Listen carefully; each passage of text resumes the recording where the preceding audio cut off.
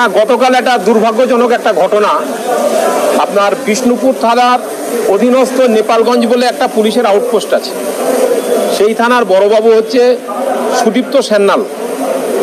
তো আমাদের হাইকোর্ট বার অ্যাসোসিয়েশনের মেম্বার একজন আইনজীবী সৌরভ মণ্ডল, গতকাল সন্ধ্যার সময় উনি ওই থানাতে তার মক্কেলের কথা মতো সে থানাতে যায়, ওই পুলিশ ফাঁড়িতে। সেখানে গিয়ে তার ক্লায়েন্টের হয়ে কথা বলে এবং ক্লায়েন্টের কাজ করে বেরিয়ে আসে। আউটপোস্ট থেকে বার হওয়ার সময় একটা কনস্টেবল দাঁড়িয়ে, কনস্টেবলের সঙ্গে আমাদের বার অ্যাসোসিয়েশন যে মেম্বার মণ্ডল, উনি ওনার সঙ্গে কথা বলেন, একটা হাসাহাসি কথা বলে, অন্য ওদের নিজস্ব কোনো পূর্ব পরিচিত। এমত অবস্থায় ওই নেপালগঞ্জ ফাঁড়ির যে ইনচার্জ সুদীপ্ত সান্যাল, বিষ্ণুপুর থানার অধীনস্থ নেপালগঞ্জ পুলিশ ফাঁড়ি, উনি দেখতে পেয়ে বলেন, এই আপনার হাসাহাসি করছেন, কী ব্যাপার? ওই না, এমনি আমরা কথা বলছি। হ্যাঁ, আপনি কথা বলছেন মানে? এত হাসাহাসি, এত ফাঁড়িতে কি আড্ডা মারার জায়গা? তো ফাঁড়ির মধ্যে নয় এটা, কিন্তু ফাঁড়ির বাইরের ঘটনা। এমন অবস্থা বলে, স্যার আমি অ্যাডভোকেট, আপনি এর ধরনের কথা বলছেন? সেই সময় ওই সুদীপ্ত সান্যাল যিনি ইনচার্জ, উনি মদ্যপ অবস্থায় ছিলেন না সুস্থ ছিলেন জানি না, উনি ওই আইনজীবী সৌরভ মণ্ডলের হঠাৎ করে গলায় হাত দিয়ে টুঁটি চেপে ধরে, দেখবি আমি প্রশ্ন করছি, চুপ থাকতে পারছিস না, এই ধরনের অশ্লীল ভাষায় গালাগালি। তারপরে ইনি আরও প্রতিবাদ করাতে এনাকে অ্যাসল্ট করা হয়েছে, brutally assaulted, sustaining injury. Sourav Mondal আইনজীবী অসুস্থ বোধ করেন, ইনজিওর্ড হন, তারপরে উনি হসপিটাল ট্রিটমেন্ট করান। এই ঘটনা আমাদের বার অ্যাসোসিয়েশন ক্যালকাটা হাইকোর্টে যথারীতি সৌরভ মণ্ডল যেহেতু অ্যাসোসিয়েশনের মেম্বার, উনি রিপোর্ট করেন, কালকে রাতেই রিপোর্ট করা হয়। সেই মতো আমাদের বার অ্যাসোসিয়েশনের সেক্রেটারি এবং আমরা সকলে ইন্টারফেয়ার করি, বিষ্ণুপুর থানায় যোগাযোগ করি। আমি নিজে আইসি বিষ্ণুপুরকে ফোন করি, আজকে সকালেও কথা হয়েছে। তো কেমন একটা উদাসীনতার একটা ব্যাপার মতো হচ্ছিল। তো যাই হোক, আমরা বার অ্যাসোসিয়েশন থেকে জেনারেল বডি আর্জেন্ট মিটিং ডেকে একটা ডিসিশন নিয়েছি, যতক্ষণ পর্যন্ত এই অপরাধী, এই যে অসভ্য একটা পুলিশ অফিসার, যেনার মধ্যে কোনো ম্যানার্স নেই, যে আইনকে হাতে নেয় থানার মধ্যে, সেখানে সিসিটিভি নিশ্চয়ই আছে, সেখানে ক্যাপচার্ড আছে, জানি না সিসিটিভি সে সংরক্ষণ করবে কি উড়িয়ে দেবে। তো সেই অফিসারের বিরুদ্ধে আইনত ব্যবস্থা নিতে হবে, তাকে সাসপেন্ড করতে হবে, তার ডিসিপ্লিনারি অ্যাকশন নিতে হবে, এই ডিমান্ড করে আমরা আজকে রেজলিউশন নিয়েছি। চিফ জাস্টিস সহ সমস্ত হাইকোর্টের বিচারপতির কাছে রেজলিউশনে কপি পাঠানো হয়েছে। যতক্ষণ পর্যন্ত সংশ্লিষ্ট অপরাধী পুলিশ অফিসারের বিরুদ্ধে যথাযথ আইনি ব্যবস্থা না নেওয়া হয়, ততক্ষণ পর্যন্ত আমরা কর্মবিরতি পালন করব, আমরা কাজে যোগ দেব না। আমরা সেই মর্মে মাননীয় প্রধান বিচারপতির কাছে আমাদের বার অ্যাসোসিয়েশনের তরফ থেকে লেটার দেওয়া হয়েছে। তো একটু আগে আমার আইসি বিষ্ণুপুরের সঙ্গে কথা হচ্ছিল ওভার ফোনে। তো উনি বললেন যে ডায়মন্ড হারবার এসপি সাহেব নাকি একটা অ্যাকশন নিচ্ছেন, সংশ্লিষ্ট officer Sudipta Sanyal, sub inspector of police, ওনাকে একটা শোকজ করা হচ্ছে। কি আইনি ব্যবস্থা নেব ওটা শুনলাম, অফিসার ইনচার্জ বললেন।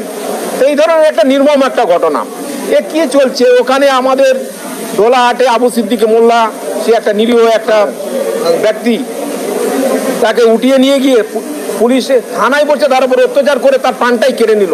সেখানেও এক পুলিশ অফিসার সেই অন্যায় অপরাধের সঙ্গে যুক্ত, তাকে খুন করে দিল।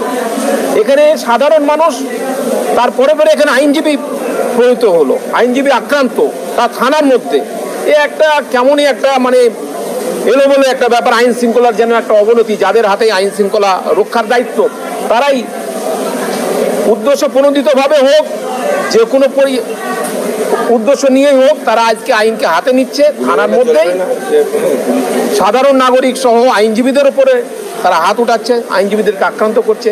এই ঘটনায় আমরা তীব্র নিন্দা জানাচ্ছি। গোটা কলকাতা হাইকোর্ট আজকে রেজলিউশন নিয়েছে, আজকে মাননীয় প্রধান বিচারপতি দৃষ্টি আকর্ষণ করা হয়েছে, অন্যান্য সমস্ত বিচারপতির কাছে রেজলিউশনে কপি পাঠানো হয়েছে।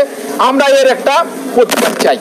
আবু সিদ্দিকের আজকের যে মামলাটা ছিল সে সরে আবার বৃহস্পতিবার এটা তো আজকে এই ঘটনার পরিপ্রেক্ষিতে একটা রেজলিউশন একটা হয়েছে যে এই সুদীপ্ত সান্যাল বিষ্ণুপুর থানার যে অধীনস্থ যে ফাঁড়ির বড়বাবু, তার বিরুদ্ধে যতক্ষণ না যথাযথ আইনি ব্যবস্থা না নেওয়া হবে ততক্ষণ আইনজীবীরা কর্মবিরতি করবে বলে একটা রেজলিউশন নিয়েছে। সেই কারণেই আবু সিদ্দিকের মামলা তো যেহেতু আইনজীবীরা এর মধ্যে যুক্ত, সেটাও একটা কারণ যে আগামী বৃহস্পতিবার হবে। হাইকোর্ট এটা ইন্টারফেয়ার করেছে এবং আমরা আশাবাদী যে একটা দৃষ্টান্তমূলক একটা শাস্তির ব্যবস্থা হবে এবং মাননীয় বিচারপতিও যথাযথ অর্ডার পাস করবেন।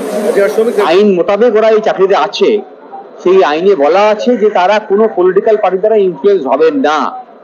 আর যদি কোনো পদাধিকারী পলিটিক্যাল পার্টি দ্বারা ইনফ্লুয়েন্স হন তাহলে তা অপরাধ, বিভাগীয় অপরাধ, এবং এই বিভাগীয় অপরাধের কারণে তার চাকরি চলে যাওয়া উচিত।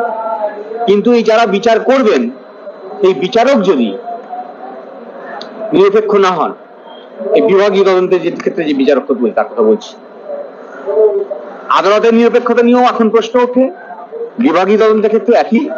বলে পুরো ব্যবস্থাপনাটা ভেঙে পড়তে চলেছে।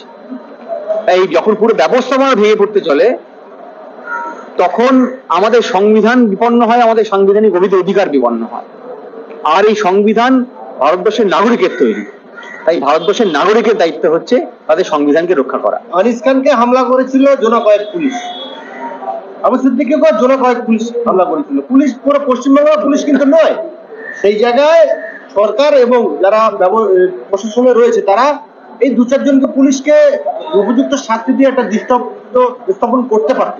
সেই জায়গায় কার্যত দেখতে পাচ্ছি যে শাসক দল এইসব অপরাধী পুলিশদের পাশে দাঁড়িয়ে যায় এবং বিচার ব্যবস্থাকে ঘোলা করে দেয়। সেই জায়গায় মানুষের যে ন্যায়পালিকার উপরে এবং প্রশাসনের উপরে আস্থা মানে ক্রমশই হারিয়ে যাচ্ছে। কি বলবেন প্রশ্ন? না, সেটা খুব স্বাভাবিক। আমাদের যে ব্যবস্থাপনা আছে, এই ব্যবস্থাপনায় একটা তো আছে যারা বিধানসভায় নির্বাচিত হয়ে যান, তার আইন তৈরি করেন, আর আছেন এক্সিকিউটিভস যারা এই পুলিশ বলুন, WBCS অফিসার বলুন, বিডিও, স্কুল টিচার যারা আছেন পুরো এই ব্যবস্থাপনার মধ্যে, সরকারি ব্যবস্থার মধ্যে, তারা এই সমস্ত আইনকে ইমপ্লিমেন্ট করেন। আর এই বিধানসভায় আইন তৈরি হওয়া আর ইমপ্লিমেন্টেশনে যদি কোনো ভুল হয় তা নিয়ে বিচারের জায়গা হচ্ছে এই আদালত। তাহলে এই আদালতকে